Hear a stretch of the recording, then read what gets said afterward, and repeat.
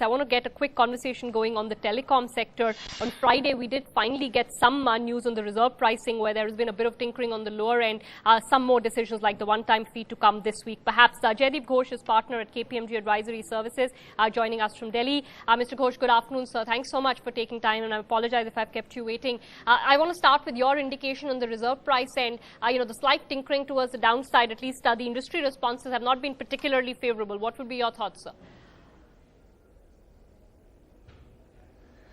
See, I think, if you look at it totally, if I look at it two-way, if I look at it totally standalone basis, that, as if there is no history, no uncertainty, nothing else, simply, mobile wireless spectrum is being auctioned, then even at the lower end of the suggested base price, which is, I think, 14,000 crore for pan-India, it looks unbelievably high. However, having said that, considering the entire history of, and especially the 3G auction bids, that the fact that, TRAI recommended base prices, in excess of 18,000 crores, and some of the, other balancing act that the EGOM has kind of taken in the last few weeks in terms of the moratorium and, upfront payment, etc., reduced from the full payment to 33%. I think it's a welcome move, but perhaps not yet where the industry would like to see in terms of the reserve price for the spectrum. What's your own analysis on the kind of tariff impact this can have? Because, we've been hearing industry saying one thing, saying there will be very steep sort of impact on tariffs. The government's report suggested it may not be that steep. What's your independent take on how this could play out for tariffs if it actually goes through?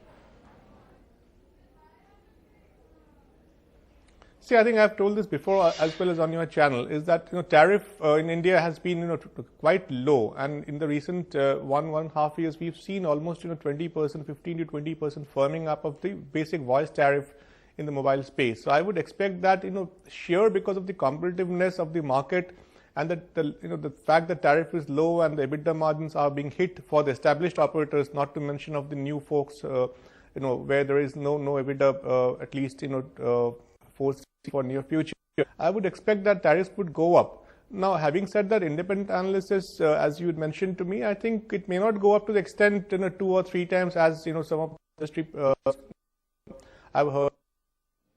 It will go to the extent what the competitive landscape allows. But I would think, yes, tariff will firm up, and it will be somewhere what the market will determine, and not necessarily, based on only on the auction price at which the spectrum is secured by the winning operators. Got that.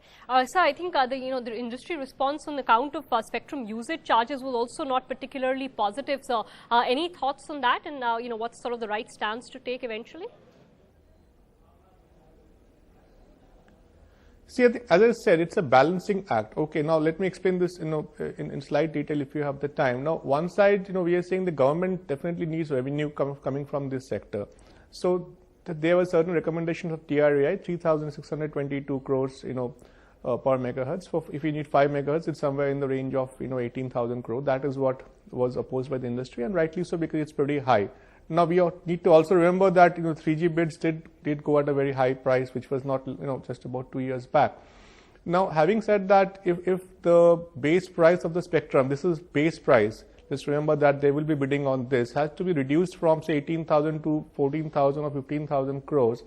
There's a reduction in the government revenues which is expected from that, unless the bids are irrational, which one is not expecting this time. In that context, if it has to be overall balanced, there are only few parameters that is there, in the hands of the ministry and the DOT and Telecom Commission, so on and so forth. One is, you defer some of the payment which has been suggested. One is that, okay, you reduce the base price of the spectrum and hence expect that the auction, to the extent the auction winning price will be lower than the previously suggested base price, but then you increase the spectrum fee from 3 to 7%, to a higher range, so that the revenue over a period of time to government also remains, stable and predictable. Yet at the same time, it's not an upfront charge that's coming upon the operator to be paid, in the next 2 or 3 months whenever the auction happens, if it happens in that. So it's a balancing act in terms of, enhancing the spectrum usage charges, but reducing the auction base price so that upfront payments are less. Again, similarly, if you look at what I suggested, that rather than paying the entire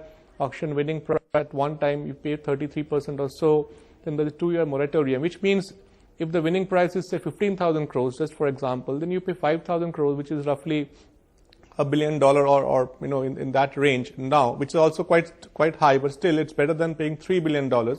and then you pay it over a 10-year period. So overall, from a 10-year perspective, it is, definitely nothing much kind of changes, but I think it just relaxes, it eases out a bit for the operators in terms of the upfront payment for spectrum auction that's expected somewhere during this year.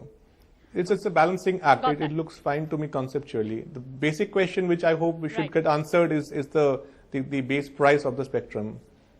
All right, Jaideep, I would have loved to stretch that further. I'm being told I'm out of time, but thanks so much. Appreciate you taking the time to just give us your initial thoughts on that.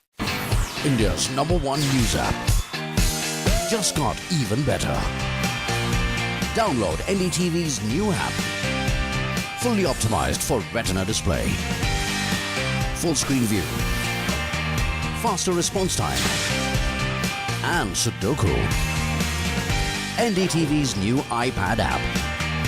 Download now.